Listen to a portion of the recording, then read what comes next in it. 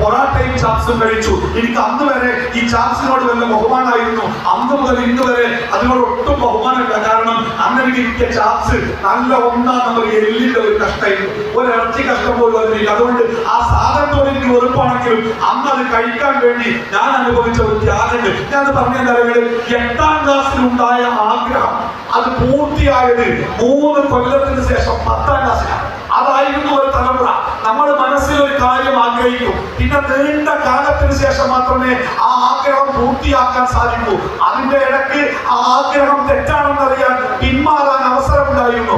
ആ ആഗ്രഹം നല്ലതല്ല എന്നറിഞ്ഞാൽ മാറിപ്പോകാൻ അവസരമുണ്ടായിരുന്നു. അതിന്റെ ശരിതെറ്റുകൾ ചിന്തിച്ച് നല്ലതാണെങ്കിൽ ചെയ്യാനും വേണ്ടെങ്കിൽ തിരസ്കരിക്കാനും പ്രണയം പോലെയുള്ള കേസുകളിലൊക്കെ തിരസ്കരിക്കാനും സ്വീകരിക്കാനും ഒരുപാട് സമയമുണ്ടായിരുന്നു. ഇപ്പോഴത്തെ കാലം അങ്ങനെയല്ല.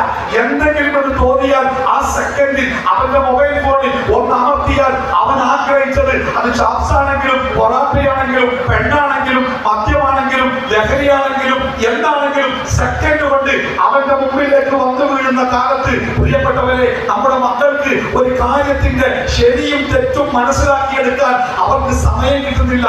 അതുകൊണ്ട് തന്നെ തെറ്റ് ചെയ്ത പല കുട്ടികളെയും ചേർത്ത് പിടിച്ച് സംസാരിക്കുമ്പോൾ കണ്ണു നിറഞ്ഞുകൊണ്ട് അവർ പറയുന്ന ഒന്നാമത്തെ വാക്കെന്താലോ, ഉസ്താദെ പറ്റിപ്പോയി, ഞാൻ അത്രത്തോളം ചിന്തിച്ചില്ല, ഇനി ഉണ്ടാവാതിരിക്കാൻ ശ്രദ്ധിക്കാം. അതുകൊണ്ട് പ്രിയപ്പെട്ട മാതാപിതാക്കളെ, നമ്മുടെ മക്കൾക്ക് ധാർമ്മികമായ ഒരറിവ് കിട്ടിയിട്ടില്ല. KG ക്ലാസ് മുതൽ PG ക്ലാസ് വരെ നമ്മുടെ കുട്ടികൾ പഠിക്കുന്ന പാഠപുസ്തകത്തിന്റെ പേജുകൾ ഒഴിവുണ്ടോ എന്ന് മറിച്ച് നോക്കണം. ആ പുസ്തകത്തിൽ എവിടെയും ധാർമ്മികത പഠിപ്പിക്കുന്നില്ല, മാനവികത പഠിപ്പിക്കുന്നില്ല, മനുഷ്യത്വം പഠിപ്പിക്കുന്നില്ല. നമ്മളാകെ നമ്മുടെ മക്കളെ പഠിപ്പിക്കുന്നത് ഒരൊറ്റ ഉദ്ദേശമാണ്. മോഹൻലാലിന്റെ പരസ്യപലകയിൽ ഒരു കോഴ്സിന്റെ പരസ്യം നിങ്ങൾ കണ്ടിട്ടില്ലേ?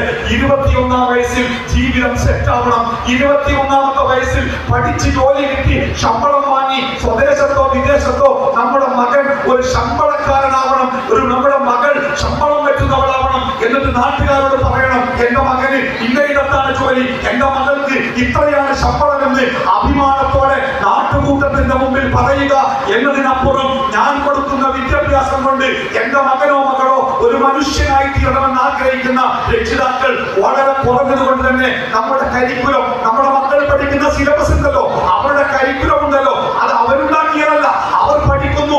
നമ്മളാണ് ഉണ്ടാക്കിയത്, നമ്മുടെ തലമുറയാണ് ഉണ്ടാക്കിയത്. പക്ഷേ ആ തലമുറയിൽ നന്മയുടെ പാഠങ്ങളില്ല, മനുഷ്യത്വത്തിന്റെ പാഠങ്ങളില്ല, ബാപ്പയെ ഉമ്മയെ ആദരിക്കണമെന്ന പാഠങ്ങളില്ല, സഹോദരനെ സഹായിക്കണമെന്ന പാഠങ്ങളില്ല. ആ പാഠപുസ്തകങ്ങൾ മുഴുവനും പഠിപ്പിക്കുന്നത് എത്ര പെട്ടെന്ന് പണമുണ്ടാക്കാനുള്ള മാർഗം എന്താണ് എന്നത് മാത്രമാണ്. അതുകൊണ്ട് തന്നെ